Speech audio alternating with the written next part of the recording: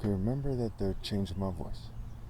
So this video is about Matthew 24. I think we're on part 3 or part 4.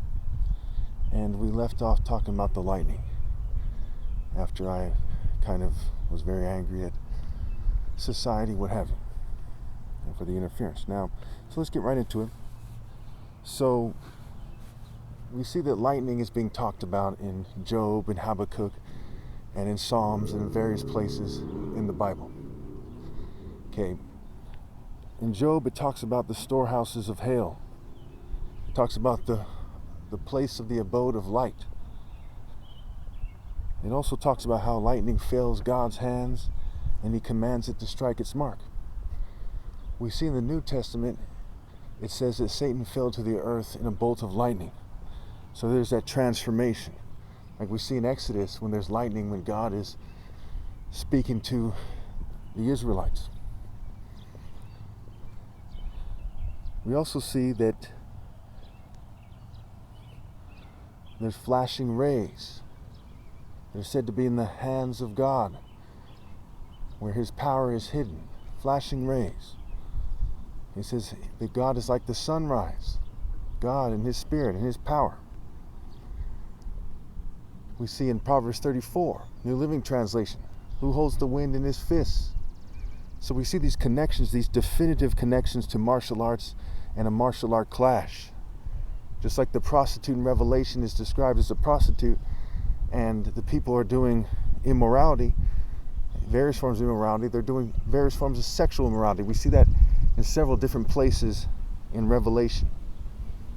So the spirit is referred to as a spirit of prostitution, and the immorality at times is referred to as sexual immorality. I talked about the springs of water and the offspring. Okay, so it's kind of windy here. I'm trying to find the right place to go here. So there's these connections here, right? And so we see with the lightning, they're describing a way that has to do with martial arts. So you know it's a martial art order, just like the Antichrist order is a dragon order, a beast order, false prophet order. It's also the order of prostitutes. So to separate the martial art order from God is to not interpret the Bible correctly. It's very simple. God fills his hands with lightning and commands it to strike his mark. God and God's Son in Proverbs 34 are described as martial artists holding the wind in their fists. It says, what is his name and what is the name of his son? Surely you know. Like father, like son. Revelation 19, the heavenly warrior defeats the beast. So in Matthew 24, when it talks about lightning, it comes from the east as seen in the west. What it's talking about partially has to do with the point of view of the people in the place at the time, who did not know much about Africa. So the people in the martial art orders, they might very well know about Africa and the martial art order of Africa. But the people in the Middle East didn't. And so they looked at things in a certain way and they described things in a certain way. One possibility when we look at the interpretation, because there are many interpretations of it. You know, it's like a poem, right? Psalms, Proverbs, the poetic explanations in the Bible, but they're all within the boundaries of righteousness and justice, which means doing the Royal African Falcon Martial Art Order justice, like the person who wrote Genesis 10 sought to do. When he said Ham begot Cush, Cush begot Nimrod, Nimrod was a mighty warrior before the Lord. In Exodus 15:3, when Moses, who married a Cushite wife, said the Lord is a warrior, the Lord is his name, he also learned the martial arts of Egypt. We see that in Acts when they're talking about it, and we see that in the Old Testament as well. So the problems in the world took place in a time where it's very dark, where it's compared to winter, right? The darkness of winter, the absence of light, the coldness. And it says there's going to be great stress that's unequaled. So what's great distress that's unequal? Now, a lot of people take for granted all the things that are going on because they don't really think deeply. The Bible is really kind of aimed at people who think deeply, who have the understanding, or it's really for, not necessarily aimed at, it's for who have the understanding of what is going on here, right? 9 million people are starving to death every year in the world. People are being cut off from God. Dating has collapsed permanently and will never be anything worthwhile ever again. Marriages will never be worthwhile again. Just like it says in Revelation 18, right? The voice of bride and bridegroom, like the voice, the spiritual communication. We know that that's what it's getting at because of Psalm 19, where it says the heavens declare the glory of God, the skies proclaim the work of his hands. And it describes the Son as like a bridegroom, like a champion rejoicing to run his course. So we know for sure that the lightning refers to the Royal African Falcon Martial Art Order, right? It refers to God in the martial art order and the activity of defeating the enemies of God. Even the word challenge has the word angel scrambled into it, and the word call, and the word hell. Angel, call, hell. My top martial arts challenge. Martial is marital scrambled. And I, Christ, and the bridegroom, the champion, the top martial arts ever possible, champion, C-Ham. C-Ham P, right? Champ. And lamp. Putting a lamp on its stand, put the champion on his stand, the champ on his stand. God in me, and I in the Father, and everyone should see me in my rightful place. And as the world refused to do that, and I'm 44 years old, the world will never see me in a healthy and young form in my rightful place, and that comes with eternal consequences. How much more they're going to be punished has to do with how much further they go with their treachery, right? Judged according to their deeds as individuals and in groups. Chorazin, Capernaum, will you be lifted to the heavens? No, you will go down to Hades, right? Judging people as individuals and groups. The lightning and the flashing spear of God, the flashing sword of God. We see it described that way. In Deuteronomy, as I raise my flashing sword and my hand takes hold on judgment. Flashing sword, flashing lightning. The sunlight, the light from the lightning, the moonlight, they're all connected. The moon and the sun, in between it is like the lightning that connects them both. The divine martial art order and the divine woman that receives it, the divine women that receive the martial art order all throughout history. So it says all the nations will mourn when they see the Son of Man. All the peoples of the earth will mourn when they see the Son of Man coming on the clouds of heaven. Now, the clouds block the vision, right? Coming on the clouds. They don't really see it because they don't detect the process, but they see the world turning into darkness. And all the peoples of the earth, all the tribes of the land, all the nations will mourn when they see the Son of Man coming on the clouds of heaven with great power and glory.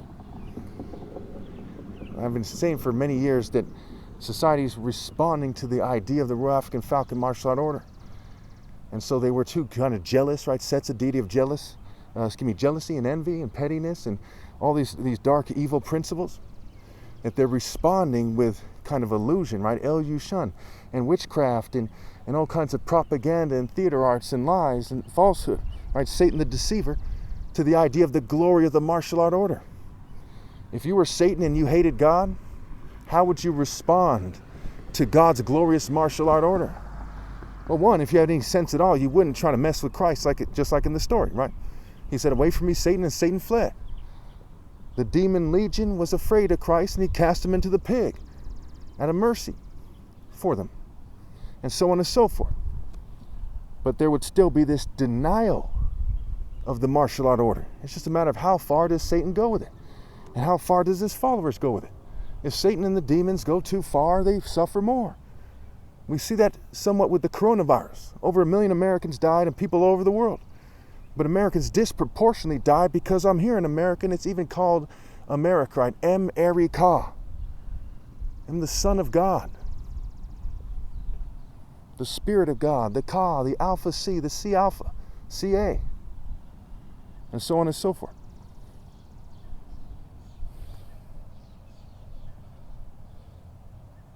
Okay. So as Satan is cast into the world, right, it's like a magic spell. Think of it like making a cake, right? The ingredient of the devil is cast into the world. And then the devil knows his time is short. Then he marches around. And then in a certain way, I and the angels and the righteous and the spiritual realm reign for 1,000 years with the number of completion. And when the 1,000-year reign was done, then the end finally comes, the final kind of, that's where we are now, Revelation 20, where the fire of heaven comes down. What is fire, right? Wickedness burns like a fire because God is a consuming fire that punishes the wicked. There's no being wicked without facing consequences.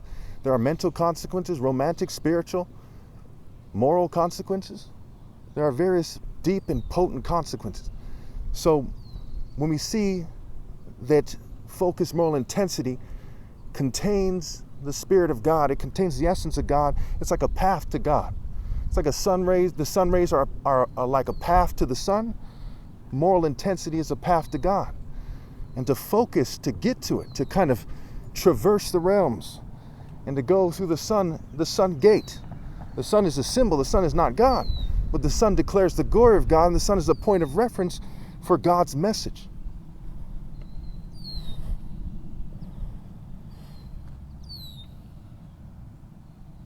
So all the tribes mourn, all the world mourns. Now what's happening now, right? People mourn in their different ways. Some people cry, some people scream, some people beat their chest.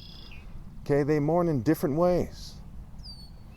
And some people go numb, right? That's part of what happens when something tragic happens. They go numb. So we see the people on the planet, they've gone numb. And some people are very distressed, like people in Palestine, in Ukraine, in Sudan, in Nigeria. You see some people mourning that way. You see some people numb inside. And you see there's nothing but darkness in the future.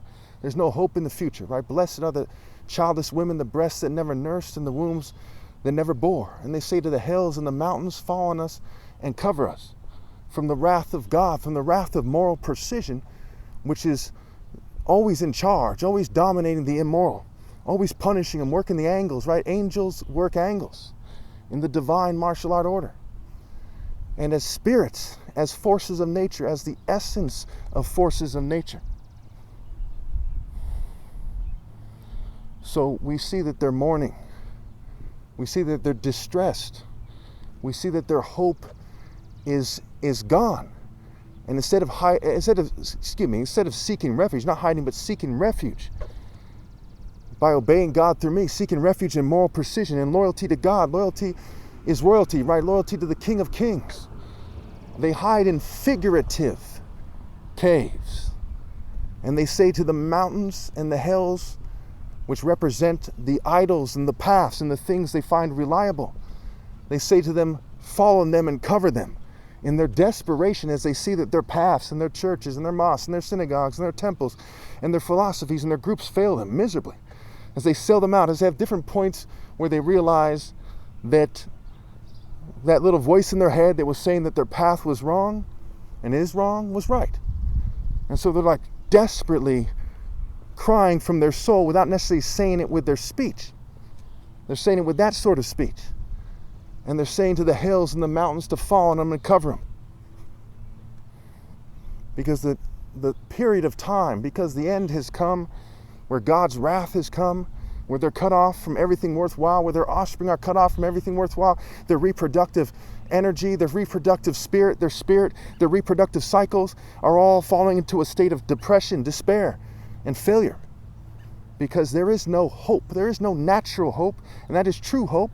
There is no supernatural hope. There's just artificial nonsense, artificial intelligence, artificial hope, superficial hope. And so that is key in Matthew 24, what I just described. That's what it means, it's this martial art clash. It's the top martial arts challenge. Now think about it like this. For those of you who have doubt, think about it like this. When the top martial arts ever possible makes this challenge, it has a very potent spiritual effect. So how people respond to it determines their fate. Do they honor him? Do they somewhat honor him? Do they give him his rightful place? Do they persecute him? What do they do? And what effect does that have? Because that's the end. That's the end time.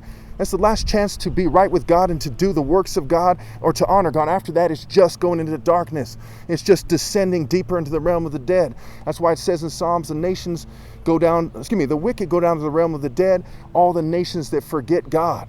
And what are they being punished for in Revelation? It says they refuse to repent and glorify God. Now, how do you glorify God? By giving the top martial artist his rightful place publicly. So when they do it in their secret societies, which are all Luciferian, right, it's fairy nonsense. It's not the real thing. To really honor God is to carry your cross and say, yes, he's the top martial artist, and to accept the consequences. When they refuse to do that, more spiritual punishment is laid on them. And those who worship the devil, they punish them in their ways. And it comes together, right? There's the sun above the cloud, and there's the darkness beneath the cloud, and they both punish them.